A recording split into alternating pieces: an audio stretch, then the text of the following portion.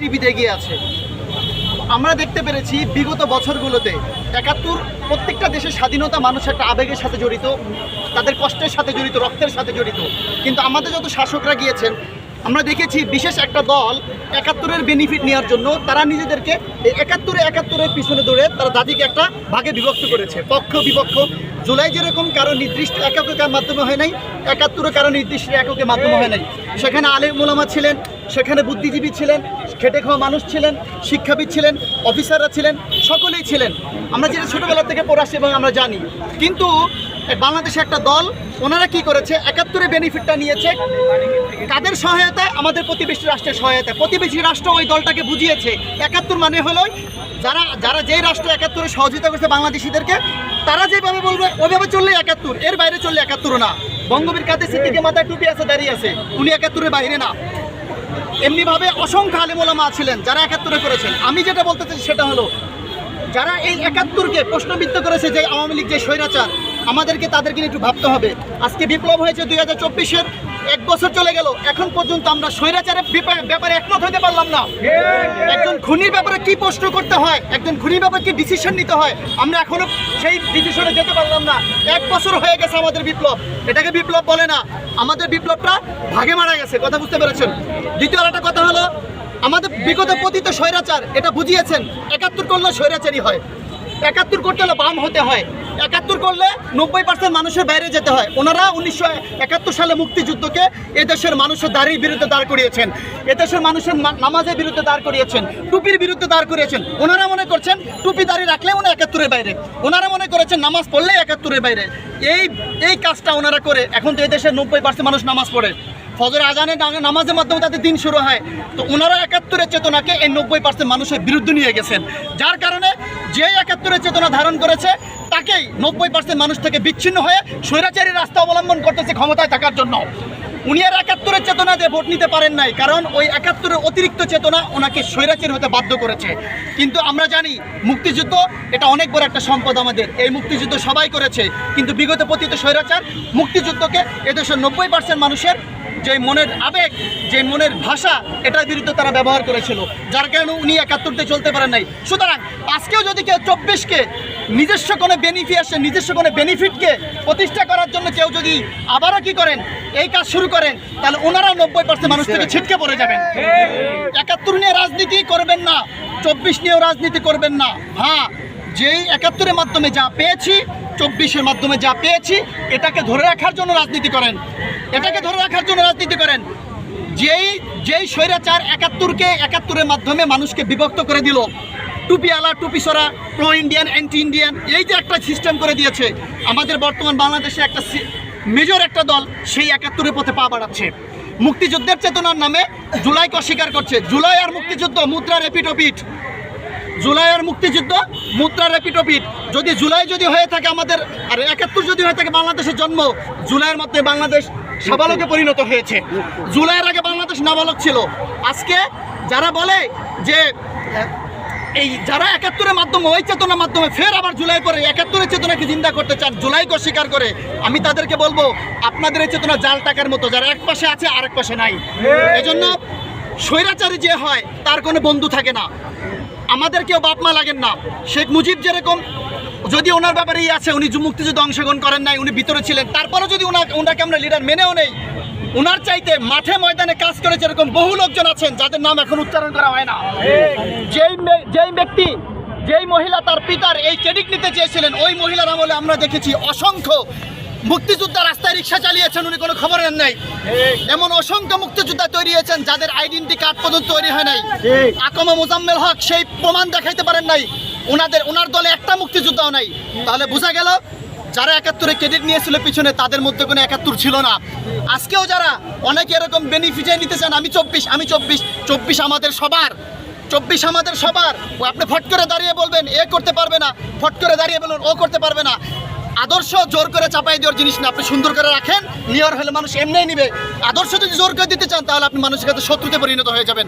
আমরা বিগত আমলে দেখেছি স্বৈরাচার আমলে, আজকে যারা পতিত স্বৈরাচারের বিভিন্ন লীগের ভাইয়েরা আছেন, আমি তাদের প্রতি সম্মান জানাই বলছি, আপনারা যখন 2008 সালে 9 সালে রাজনীতিতে ঢুকছেন, ঢুকে আপনারা কি দেখছেন? আপনারা রাজনীতি মানে বুঝেছেন আপা যা বলে সেটাই। আপা যদি বলে 5 আর 5 নয় অঙ্ক, এটাই ঠিক আছে। আপা যদি বলে একে ধরো, ওটাই রাজনীতি। আপা যদি বলে একে ধরো, ওটাই রাজনীতি। আপা যদি বলে একে ধরো, ওটাই রাজনীতি। এটা আমরা দেখেছি। আজকে তাদেরকে তারা বুঝবে কিভাবে এই জিনিস। এজন্য এখনো যারা জুলাইয়ের এখানে আছেন, আমি যেটা বুঝি যে বর্তমান সরকারে যারা আছেন অনেকের ভিতরে জুলাইয়ের চেতনা কাজ করে না। অনেকের ভিতরে জুলাই চেতনা কাজ করে না। এখনো গুলি চালানো অনেক অফিসার, এখনো গুলি চালানো, ছাত্রদের উপরে গুলি চালানো এখনো অনেক অফিসার শপথে বহাল রয়েছেন। এখন অনেক সচিবরা শপথে বহাল রয়েছেন। একজন সাবেক অফিসার বলেছিলেন সেনাপ্রধান হতে হলে নাকি ভারতের 18টা শর্তের উপর সাইন করতে হয়। তুমি সেনাপ্রধান আমাদের না দিল্লির? তুমি সেনাপ্রধান আমাদের না দিল্লির? তোমার ইউনিফর্মের টাকা কারা দেয়? আমরা দেয় তোমার ইউনিফর্মের টাকা। সুতরাং জুলাইয়ের চেতনা উপদেষ্টা হলে জুলাইয়ের চেতনা তার মধ্যে চলে আসবে, সরকার থাকলে জুলাইয়ের চেতনা তার চলে আসবে। বিষয়টা আসলে এরকম না। আজকে অনেকেই আমাদেরকে আবার বিভক্ত করতেছেন। এজন্য সকলের কাছে আমি একটা বিনীত নিবেদন রাখি, 3000 থেকে 4000 মানুষ মারা গেছে। ওই রিক্সায় যে ছেলেটা লাশ চলে যাচ্ছিল, আমি উপদেষ্টাদেরকে বলবো যারা আছেন, আপনার শুধু কল্পনা করুন ওই ছেলেটা আপনার ছিল। ওই রায়েরবাগে বুদ্ধিজীবীতে 7টা লাশ যে দাফন হয়ে গেল বিনা জানাজায় লাওয়ারিশ হিসাবে, শুধু কল্পনা করে এর মধ্যে আপনার একটা ছেলে ছিল। মুগ্ধের কথা চিন্তা করেন, যে এই ছেলেটা আমার ছিল, তাহলে ওই মাথার থেকে মুজিববাদের ভূত এমনি বের হয়ে যাবে। কথা বলতেছেন, মাথা থেকে মুজিববাদের ভূত বের হয়ে যাবে। 71-এর সেই চেতনা যদি এখনো বলতে না পারেন, তাহলে গরম এই জুলাইয়ের চেতনা আমরা ভুলি কিভাবে? এজন্য 71-এর বিপক্ষে জুলাইকে দাঁড় করাবেন না, বা 71 কেমনভাবে পেশ করবেন না যে জুলাই মিয়মান হয়ে যায়। আমরা জুলাইকে বাদ দিতে পারবো না। 71-এ যদি জন্ম হয়, জুলাই আমরা সাবালক হয়েছি। আলহামদুলিল্লাহ, ইনশাআল্লাহ এই রাষ্ট্র 90% মুসলমানের, এমনিভাবে অন্যান্য সংখ্যালঘু সকলে আমরা মিলেমিশে এখানে থাকবো। এই রাষ্ট্রের সংখ্যালঘুরা কিভাবে থাকবে এই সব আমাদেরকে দিল্লি থেকে নিতে হবে না। আমরা জানি কিভাবে সংখ্যালঘুদের সাথে ব্যবহার করতে হয়। আজকে যে রাষ্ট্র স্বৈরাচারীকে কি করেছে, আশ্রয় দিয়েছে, আজকে এখন আমাদের দেশের অনেক অফিসার আছেন, আমলা আছেন, তারা এখন ওই রাষ্ট্রের কথা ছাড়া চলতে পারেন না। এখনো তারা ওই রাষ্ট্রের পরামর্শ নিয়ে চলেন। এটা কিভাবে হয়? এই জন্য 71-71-এর জায়গায় 24-24-এর জায়গায় 71-এর চেতনাকে বিক্রি করে কেউ 24কে অস্বীকার করবেন না। বাংলাদেশে অনেক রাজনীতিবিদ আছেন, যদি আপনারা বিগত স্বৈরাচারীর মতো 71-কে এই দেশের 90% মানুষের বিপক্ষে দাঁড় করায় দেন, 90% মানুষের শিক্ষা, সংস্কৃতি, ধর্ম, তাহজিবের বিপক্ষে দাঁড় করান, তাহলে এই 90% মানুষ ওই স্বৈরাচারীর মতো আপনাদেরকেও দিনের আলোতে হেলিকপ্টার করে পাঠিয়ে দেবেন। হুজুর, আপনার পরিচয়টা। জি, আপনার পরিচয়টা। আমি একজন আলেম, আমার বাসা ফরিদপুরে। আপনার নামটা? আমার নাম মুফতি আবু। আপনি কি কোনো দলকে ইঙ্গিত করে বললেন 24? এটা খুব গুরুত্বপূর্ণ একটা জিনিস। দেখেন, সব দল এখানে আছে, ঠিক আছে। আরেকটা কথা বলি, 24 ইউক্রেনের একটা উদাহরণ দিই আমি আপনাদেরকে। ইউক্রেনের একটা উদাহরণ দিই। এই জেলোনস্কির ভাই মেয়র ছিল ইউক্রেনের কিয়েভের রাজধানী। তো উনি রাস্তা বানাইছেন, তো রাস্তার মধ্যে একটু পানি পড়ছে, ওনার দলের লোকজন ওরা কিনে ডাস্টবিনে ফেলাই দিয়ে আসছে। তুমি তো একটা বোঝা, তোমাকে কেন রাখবো আমি? আমরা রাজনীতি করি না, নেতাদের পিছনে টাচি আমরা রাজনীতি করি না। আমি যখন দেখবে যে কোনো দল হোক, যেই মার্কা হোক, তুমি কাজ করো নাই, তোমার দ্বারা কাজ হয়, তাহলে লাথি মেরে বের করে দেবো তোমাকে। আমি তোমাকে কেন ভোট দিব? শেখ হাসিনা আমার মা লাগে না, ওই কোনো দলে কেউ আমার বাপ লাগে না, ওই লাঙ্গলে আলা উনি আমার চাচা লাগে না। আমি শুধু দেখবো আমি যে ট্যাক্সের টাকা দিয়েছি, এই টাকাটা কে কতটুকু ব্যবহার করেছে, আমি হিসাব চাই। আমাকে আয় ব্যয়ের হিসাব দিতে হবে। তোমার বেতন আমার ট্যাক্সের টাকা যায়। সুতরাং তুমি যদি আমার এই টাকাগুলোকে কি করো, মানে দুর্নীতি করো, তুমি যদি আমার সন্তানের বুকে গুলি চালাও, তুমি যদি আমার ব্যান্ডেডকে সম্মান না করো, আমি তোমাকে চাই না। সুতরাং একটা নারী, সে 3000 মানুষকে 7 দিনে হত্যা করলো গুলি করে জুলাইয়ে, এই মহিলার ব্যাপারে এখন আমরা কেন একমত হতে পারলাম না? আল্লাহ তাআলা বলেছেন, আল্লাহ নবী বলেছেন, কোন জাতি আল্লাহ তাআলা ততক্ষণ পর্যন্ত ওই জাতির উন্নতি সাধন করেন না যতক্ষণ না সে নিজের উন্নতি সাধন না করে, নিজের উন্নতি সাধন না করে। আশ্চর্য, এখনো পতিত স্বৈরাচার হুমকি দেয় অফিসারদেরকে যারা একটু ভালো কাজ করতে চাইতেছে। আবার এই দিন না আরো দিন আছে। মনে রাখবো, স্বৈরাচারিনী তুমি যদি ফিরে আসো, তাহলে হিটলারকে ফিরে আসতে হবে, কারণ তোমার রাস্তায় যারা গেছে তারা জীবনে ফিরে আসে নাই। রাজা যখন পালায় ফিরে আসে নাই, আসতে দেওয়া হবে না। যদি স্বৈরাচারী ফিরে আসে, এই রাষ্ট্রে আবার গৃহযুদ্ধ শুরু হয়ে যাবে। কারণ 3000 মানুষ যারা জান দিয়েছে, তাদের পরিবার, এই ছাত্ররা জীবনও কোনো স্বৈরাচারীকে মেনে নিবে না ইনশাআল্লাহ। সুতরাং আমি প্রত্যেকটা দলের কাছে বিনীতভাবে নিবেদন জানাই, আল্লাহর হস্তে দেশের মানুষকে সম্মান করেন। দেশের মানুষ কোনো ভালো কাউকে চায়, সবাই ভালো হওয়ার চেষ্টা করেন। ভালো হইতে সময় লাগে না, পয়সা লাগে না। আপনারা সবাই ভালো হওয়ার চেষ্টা করেন। এখনো শুনি কোনো দলের নেতারা বলেন ওই আগের মতোই, হ্যাঁ ভোট কেন্দ্রে যায় ভোট দিতে পারবে না। ভাই, আমি জীবনে প্রথম ভোট দিতে যাই মার খেয়ে ফিরে আসছি, এরপরে আমি আর ভোট দিতে যাই নাই। কথা বুঝতে 2014-তে ভোট দিতে আমি মার খেয়ে আসছিলাম।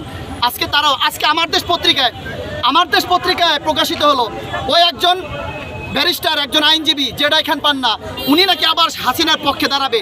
মানলাম কিছু ফ্যাসিলিটি আছে, আর আদালতের কিছু নিয়মকানুন আছে, একজন থাকতে হয়, তাই বলে কি এইভাবে খুনি হাসিনাকে ফিরিয়ে আনার জন্য আবার শুনতেছি যে কিছু কিছু বুদ্ধিজীবীদেরকে, একজন বুদ্ধিজীবী ডক্টর কামাল হোসেন, ওনাকে দিয়ে 18 নির্বাচন করাইছে, ওনাকে দিয়ে নাকি আবার সব আওয়ামী লীগের রাজনীতি ফিরে আসতে চায়।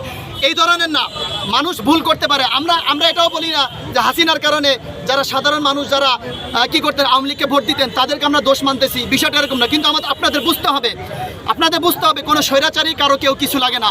আজকে যদি একটা বৃহৎ রাজনীতি দল আওয়ামী লীগ যদি বাংলাদেশে কি করতে চায়, রাজনীতি করতে চায়, অবশ্যই তাদেরকে প্রমাণ করতে হবে যে তারা এই মুজিব পরিবার এবং তাদের এই ক্যাবিনেটের যত সদস্য আছে এদের বিচার